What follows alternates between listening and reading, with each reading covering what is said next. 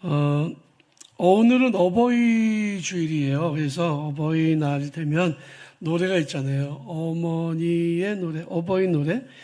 나 실제 괴로움 다 잊으시고 기르실 때 밤낮으로 애쓰는 마음.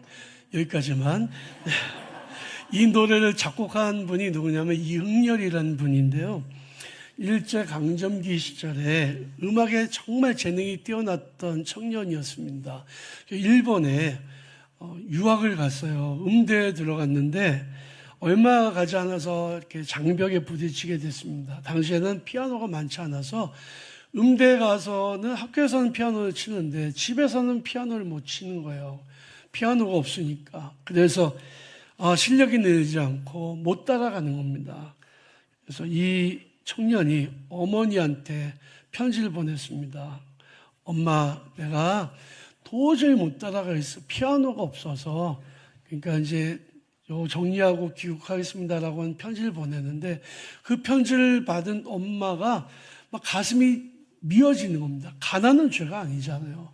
근데 이렇게 뛰어난 실력을 가지고 있는 아들이 이제 꿈도 펴보지 못하고 그냥 중단하게 됐으니 그래서 엄마가 큰 결심을 하고 새벽에 일어나서 뒷산에 올라가서요 솔방울을 모으기 시작했습니다. 산에 올라가는 게 너무 힘들고 솔방울 따내는 것도 너무너무 힘든 일이지만 정말 새벽에 일어나서 밤늦게까지 그냥 온 힘을 다해서 솔방울을 따서 시장에서 팔았습니다. 솔방울은 당시에 이렇게 화력이 좋으니까 이렇게 아궁이에서 불 때릴 때나 뭐 이럴 때 집에 난방할 때나 썼기 때문에 그래도 좀 좋은 값으로 팔 수가 있었던 것 같아요. 그렇게 한동안 모으고 나니까 한 400원 정도, 지금은 400원이 돈도 아니지만 옛날에는 피아노 한 대 살 수 있을 정도로 큰 돈이었다고 합니다. 그걸 모아서 보내줬어요. 아들이 그걸 받고 피아노를 사서 음악 공부를 계속 할 수가 있었습니다. 이것은 엄마의 땀으로 만든 그런 돈이었기 때문에 한순간도 소홀히 할 수가 없었어요. 그리고 제일 먼저 작곡을 한 곡이 바로 어머니의 마음이었습니다.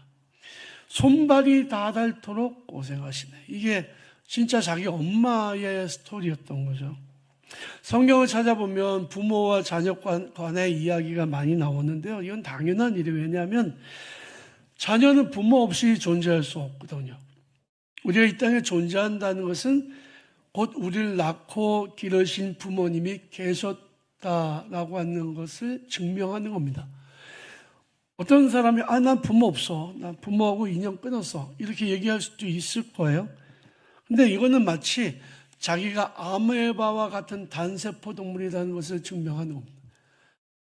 아메바 같은 단세포 동물만 그 무성 단선 생식을 하지 모든 생물은 부모 없이 나올 수가 없어요. 그러니까 내가 이 땅에 존재한다는 것은 부모가 좋았든 안 좋았든 간에 부모가 계셨다는 것을 의미하는 거죠. 창세기 보면 부모와 자녀 간의 이야기가 나오는데 그 모든 가정의 이야기가 다 텐션이 있어요. 긴장 관계에 있습니다. 그러니까 정말 그 위기가 있고 위기를 넘어가는 그런 이야기들이 있습니다. 저는 단언하는데요. 어떤 가정도 어려움이 없는 가정은 없다.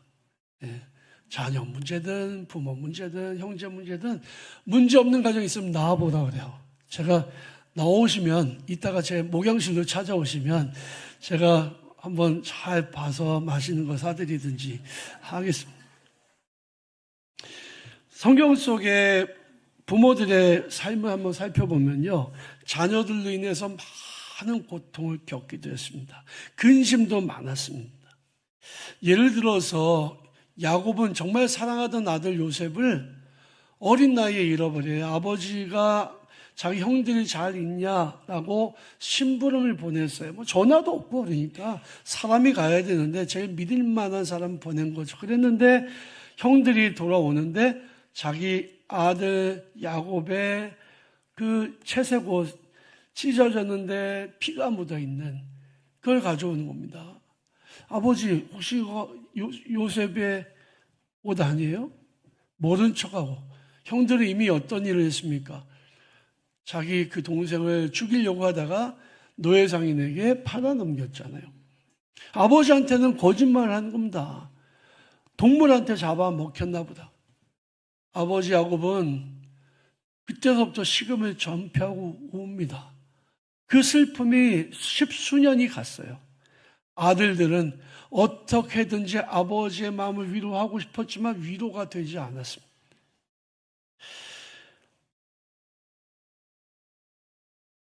다윗은요, 결혼을 여러 여자하고 결혼해서 자식이 여럿이 있었는데 그 아들끼리 또 문제가 생겼어요. 심지어는 아들이 다른 아들을 죽이기도 했습니다. 그리고 압살롬이라고 하는 아들은 다윗이 정말 사랑하던 아들이었는데 잘생겼죠. 요즘으로 얘기하면 진짜 아이돌 스타였을 거예요. 그런데 머리도 길게 금발로 내리고 이런 잘생긴 아들이었는데 이 아들이 어느 날 아버지를 죽이고 왕이 되겠다고 헤브론에서 자기를 왕으로 선포하고 군대를 이끌고 예루살렘을 쳐들어오는 거예요. 아들하고 싸울 수 없으니까 아버지가 맨발로 도망을 갑니다. 자기 아버지가 도망가니까 아버지 왕자의 압살롬이 앉고 아버지의 첩들과 공개적인 자리에서 동침을 하고 아버지를 모욕을 합니다. 그랬는데 결국에는 이 압살롬이 전쟁터에서 죽게 되죠. 그 자랑하던 치렁치렁한 금발의 머리카락이 나무에 걸려서 창에 찔려서 죽습니다. 그 소식을 승전본을 전해주던 그 병사들의 얘기를 듣고는 아버지 다윗이 통곡을 하고 옵니다. 내 아들 압살롬아, 내 아들 압살롬아. 아니, 아버지를 죽이고 아버지 왕자를 뺏으려고 했던 그 아들이 죽었다는데 그렇게 슬퍼하는 게 말이 되냐 말이야. 부하들이 이해할 수 없었어요. 아니, 그러면 우리가 뭐가 됩니까? 당신이 왕이 우시면 우리가 뭐가 됩니까? 죽인 우리가 역적입니까? 아니었잖아요. 그런데 다윗은 아버지의 마음을 갖고 있었거든요. 아무리 못났어도 아무리 나빠도 내 아들인 거야, 내 아들. 내 아들이 죽으니까 울 수밖에 없었던 거죠. 부모됨이라는 거는 이처럼 힘든 겁니다. 어려운 거예요. 하나님이 세상을 창조하신 이후에 부모의 자리는 단 한 번도 가벼웠던 적이 없습니다. 자녀를 키우는 고단함은 부모가 사랑으로 감싸고 잊어버렸기 때문에 그래서 그거 힘들지 않았어라고 얘기할 수 있을지 몰라도 실제로 자녀 키우고 힘들지 않은 부모 있으면 나와보라 그래요. 안 힘든 부모 한 명도 없습니다. 그런데 자녀들은 부모의 사랑을 종종 당연하게 여기죠. 밥을 주고 옷을 입히고 공부를 시켜도 정말 자기를 뼈를 갈아서 자녀들 공부시키는데도 감사보다는 요구가 많아. 이게 자녀들의 모습이죠. 어떤 청년이 아버지한테 아버지 저 돈 필요해요. 돈 좀 주세요. 근데 그 아버지가 반응이 시덥잖아요. 야, 너 왜 나한테 달라 그래? 너 저기 딴 데 가서 달라 그래. 근데 그 다음날 아침에도 그 아버지를 만나서 아버지 돈 좀 주세요. 야, 얘가 미쳤나 보다. 왜 나한테 돈을 달라 그래? 딴 데 가서 알아봐. 한 달을 졸랐어요. 아버지가 말합니다. 야, 너 내 아들 아니잖아. 너 옆집 아저씨 아들이잖아. 왜 나한테 달라 그래? 옆집 아저씨한테 아버지 그리고 돈 달라면 돈이 나오냐고요? 안 나와요. 근데 내 아버지는 어때요? 내 아버지는 아버지 돈이 필요합니다. 그러면 무슨 일이 생겼니? 뭐 어려운 일이 생겼어? 그리고 그 아들한테 아버지는 어떻게 해서든지 돈을 줘요. 그게 아버지인 거죠. 만약에요, 옆집 아저씨가 지금 부모님이 해주는 것보다 한 100분의 1 정도로 나한테 사랑을 베풀었다. 그러면 어떨까요? 그분은 내 평생의 은인이야. 그렇죠? 내 평생의 은인이에요. 존경하고 따를 어른이에요. 그렇죠? 그런 어른이 어디 있어? 근데 왜 내 부모한테는 그렇게 안 하냐고, 그렇게 생각하지 않냐고. 자녀들이 와서 들어야 되는 설교라고 분명히 제가 말씀드렸잖아요. 자녀들이 없어. 이거 어떻게 하면 좋아요, 이거. 데려오라 그랬잖아요. 부모 사랑은 내리사랑입니다. 사랑은 위에서 아래로 흐르게 마련이에요. 자녀가 아무리 효도하고 잘해도요, 부모 사랑만큼 1000분의 1도 10,000분의 1도 못 갚아요. 부모가 왜 이렇게 자신을 희생하면서 자녀들을 돌보냐 하면 단순히 본능 때문이 아니라 하나님께서 부모를 통해 자녀를 그렇게 복 주시기를 원하시기 때문에 그래요. 이거는 하나님의 창조의 섭리이고 원리인 것입니다. 오늘 본문 133편에 보면 이렇게 말씀이 기록되어 있어요. 머리에 있는 보배로운 기름이 수염 곧 아론의 수염에 흘러서 그의 옷깃까지 내림같고, 머리에 기름이 임해서 이 기름이 수염을 타고 내려가서 옷깃까지 이르렀다.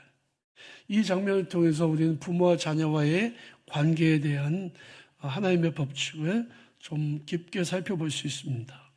첫 번째로는 정말 제일 중요한 것은 부모가 먼저 복을 받는 겁니다. 여러분, 부모 되신 여러분들이 먼저 복을 받으시길 바랍니다. 믿음의 복도 받으시고요, 성령의 충만도 받으시고요, 하나님께서 주시는 재정의 재물의 복도 받으시고 형통의 복도 받으시길 바랍니다.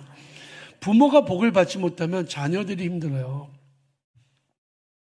성경에 수많은 가정들이 나오지만 그 중에서도 믿음의 명문 가문은 부모가 하나님께 믿음으로 인정받은 가정이에요. 하나님께로부터 그래서 복을 받은 가정이죠. 아브라함을 생각해 보십시오. 아브라함이 하나님 앞에 복을 받았더니 그 복이 누구에게 흘러갑니까? 아들 이삭에게 흘러가죠. 아들 이삭이 복을 받으니까 그 복이 누구에게 흘러가요? 야곱에게 흘러가죠. 야곱이 복을 받으니까 누구에게 흘러가요? 그 아들 요셉에게 흘러가는 겁니다. 여러분, 부모가 믿음의 부모라고 하는 사실은 복 중에 복이에요. 우리 부모가 엄청난 부자가 아니더라도요, 여러분, 그게 큰 복인 줄로 믿으시기 바랍니다. 제가 어렸을 때 우리 부모님 맨날 싸웠어요. 아까 한 얘기 있잖아요. 왜 나를 나가놓고 지네들끼리 좋아가지고 결혼하고 낳아놓고는 나를 이렇게 힘들게 하냐. 이건 누가 한 소리냐면 제가 어렸을 때 한 소리예요. 부모님이 중매하신 분을 찾아오니까 방 안에서 너희는 잠깐 나가 있어라. 저를 마당에 내보내고 난 다음에 강아지랑 놀고 있는데 소리가 안에서 들려요. 왜 나를 이 남자한테 소개시켜줘서, 왜 이 여자를 나한테 소개시켜줘서, 그 소리 들으면서 내가 뭐라고 했냐면, 왜 나를 낳아놓고 그게 진짜 너무 힘들었던 순간이었지만 아무리 가난하고 어려워도 그 외에는 제가 원망해 본 적이 없어요. 왜? 우리 부모님이 믿음의 부모님이었기 때문에. 저를 데리고 교회 아기 때서부터, 어머니 뱃속에서부터 다녔기 때문에 제가 하나님 믿게 된 게 너무 감사해서 한 번도 원망해 본 적이 없습니다. 가난해도. 학교에 가서 육성회비 못 냈다고 따기 맞고 집으로 가고, 남들 다 소풍 가는데 소풍 갈 때 내는 돈을 못 내가지고 어머니랑 따로 경복궁까지 걸어갔다고. 그래도 저는 부모님을 원망해 본 적이 없어요. 감사했죠. 왜? 부모님이 믿음의 부모님이었기 때문에. 한번 생각해 보십시오. 여러분들의 부모가 무당이라고 생각해 보십시오. 귀신의 강력한 영향력 아래 있게 될 거 아니에요. 여러분들의 부모가 철저한 이슬람 교도라고 생각해 보십시오. 여러분이 부모가 예수 믿는다는 것, 여러분들이 부모가 됐는데 자녀들이 부모가 믿는 부모라고 하는 사실은 정말 귀하고 귀한 복인 줄로 믿으시기 바랍니다. 기름이 머리에서부터 아래로 흘러내려요. 기름이 흐르기 위해서 먼저 머리에 기름이 임해야 돼요. 부어져야 돼요. 마찬가지로 부모가 하나님께 복을 받으면 그 복은 반드시 자녀들에게 흘러갑니다. 천천히 갈 수 있어요. 기름의 속도가 느리잖아요.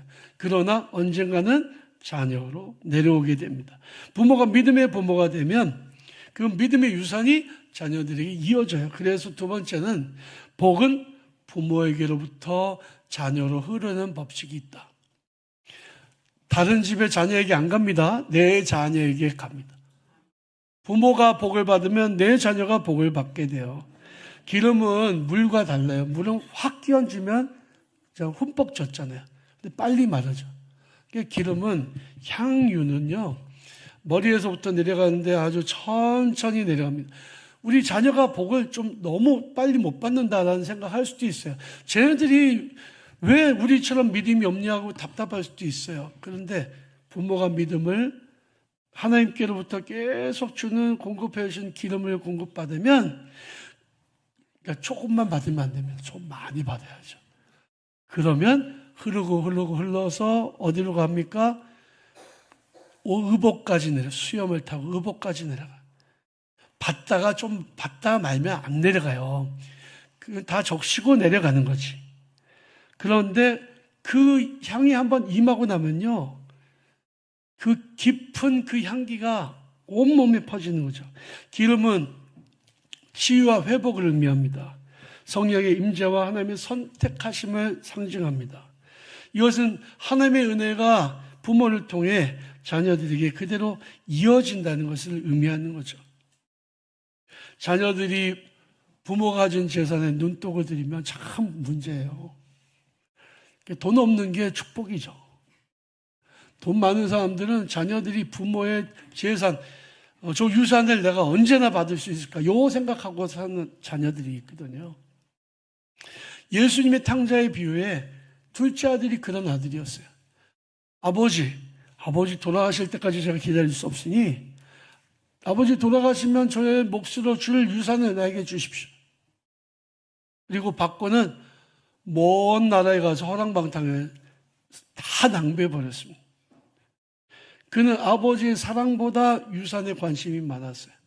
그럼 집에 남아있는 첫째 아들은 어땠냐? 얘도 역시 마찬가지예요. 말은 하지 않아요. 표현하지는 않아. 근데 아버지에 대한 불만의 마음이 가득했다는 거죠. 부모는 자녀에게 물질만을 남겨서 흘려보내서는 안 됩니다. 최고의 유산은 부모로부터 흘러오는 하나님의 복이에요. 여러분, 부모가 자녀한테 유산을 물려주면요, 상속세 뗍니다. 그렇잖아요. 근데 하나님께로부터 오는 유산은 상속세 안 뗍니다. 풍성하고 넘치는 그 하나님께로부터 주시는 그 복을 자녀들이 흘려보내시기를 바랍니다. 자녀들은 부모를 통해서 흘러오는 하나님의 복을 사모해야 돼요. 이것은 돈과 재산, 유산을 받는 것과는 비교할 수 없을 만큼 귀하고 값진 거예요. 세 번째로, 부모의 사명이 자녀들이 이어지는 것이 최고의 복입니다. 여러분, 좋은 장로님의 가정에서는요, 좋은 장로가 나와야 됩니다. 사모하시기를 바랍니다. 이게요, 부모가 신앙생활 잘했어요. 그런데 자녀 때 개차반 되면 그것만큼 불행한 게 어디 있겠어요. 훌륭한 목사님의 가정인데 자녀가 교회도 안 다녀요. 완전히 엉뚱한 짓을 해요. 정말 이렇게 사탄적인 짓을 할 수 있을까 싶을 정도로 그런 사람도 있습니다. 도아무개라고 하는 사람. 네. 성이죠. 그 호가 도아무개고, 예, 김아무개라는 사람. 가장 사탄적인 짓을 하잖아요. 근데 그 집안이 다 믿는 집안이었습니다. 여러분, 이게 얼마나 저주스러운 일인지를 알아야 됩니다. 머리로부터 흘러내렸던 그 기름이 수염을 통과해서 어깨까지 흘러내렸다. 이것은 사명이 이어졌다는 것을 의미해요. 성경 속에서 옷은 종종 사명을 의미하죠. 민수기 20장에 보면 아론이 죽을 때 산에 올라가서 모세가 그의 의복을 벗기고 그 의복을 그의 아들 엘르아살에게 입혀줬습니다. 아버지의 제사장의 직분이 끝나니까 아들이 입게 된 거죠. 저는 진짜 부러운 게요, 목사님의 가정이 계속 대를 이어서 목사님들이 나오는 게 정말 부러워요. 여러분, 교회에서도 성도들이 어떤 가정이 정말 부러운 가정이냐면요, 그 같은 자리에서 자녀들이 부모의 신앙을 이어받고 부모가 섬겼던 자리에서 섬기는 게 정말 귀한 거예요. 여러분들 부모가 성가대 했는데 그 자리에 자녀가 앉아서 성가대, 그 자리에 손주가 앉아서 성가대. 이 얼마나 귀한 겁니까? 부모가 교사를 했어요. 그 자리에서 자녀가 교사를 해요. 부모가 찬양대를 했어요. 앞에서. 그럼 자녀가 이어서 찬양대를 해요. 부모가 주방에서 봉사를 했어요. 자녀가 그 자리에서 봉사해요. 여러분, 교회가 좀 마음에 안 들어도요, 어디 딴 데 갈 생각하지 마세요. 제가 언젠가 말씀드렸잖아요. 한국 교인들은 수 틀리면 다른 교회 갈 생각을 한다. 그러면 이 자리에서 뿌리 내려서 신앙생활 잘 하시기 바랍니다. 3대, 4대, 10대, 100대까지 이어지는 그런 축복의 그 계승이 여러분들이 가문에서 이루어질 때 그 가문이 믿음의 명문 가문이 되는 거예요. 세상 모든 사람들이 아브라함을 통해 복을 받게 될 것이라는 약속을 들었을 때에 그 약속을 받은 사람은 아브라함이었습니다. 그런데 그 복이 누구에게 이어졌어요? 이삭에게. 그 복이 야곱에게, 그 복이 요셉에게 이어진 거죠. 네 번째로 부모의 권위는 하나님이 주신 것입니다. 성경에 보면 수염이 나오잖아요. 오늘 본문 말씀에 우리는 수염을 기르지 않지만 수염은 무엇을 상징하냐? 권위를 상징해요. 아론의 수염은 부모의 권위를 상징합니다. 기름이 흘러서 어디를 통해 갑니까? 수염을 통해서 어디로 가요? 의복으로 가는 거예요. 여러분, 부모님이 그냥 부모라서 공경해야 되는 게 아닙니다. 모든 복은 부모를 통해 흘러오기 때문에 그래요. 그 부모를 세우신 분이 누굽니까? 하나님이시거든요. 그러니까 부모를 공경하는 것은 누구를 공경하는 겁니까? 하나님을 공경하는 거예요.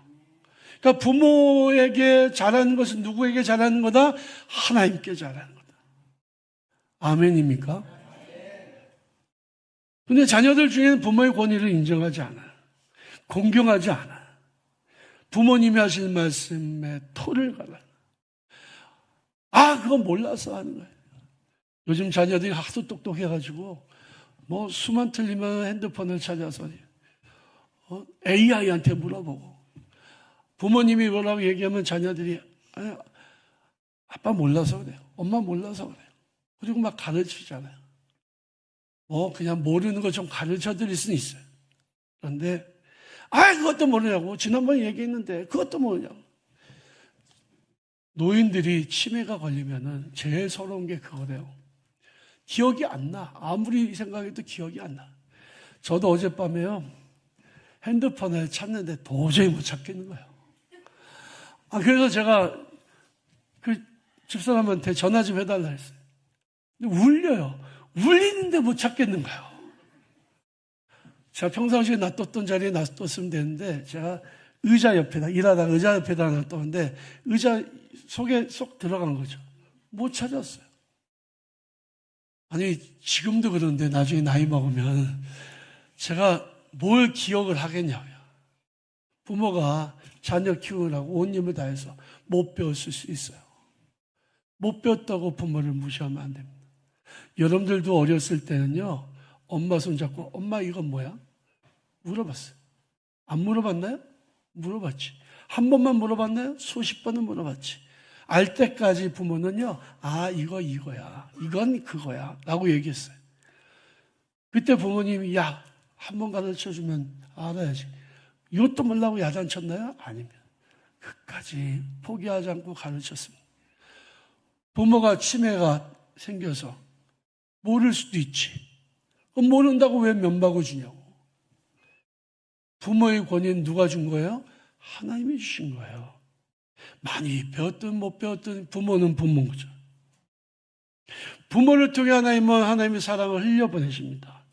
부모의 사랑은 마치 말없이 흐르는 기름과 같아서 자녀들을 유익하게 하고 자녀들을 정말 훌륭한 인물로 성장시키는 그런 밑거름이 됩니다. 이스라엘 역사상 가장 위대했던 인물이 있다면 많이 있겠지만 대표적인 사람이 모세예요.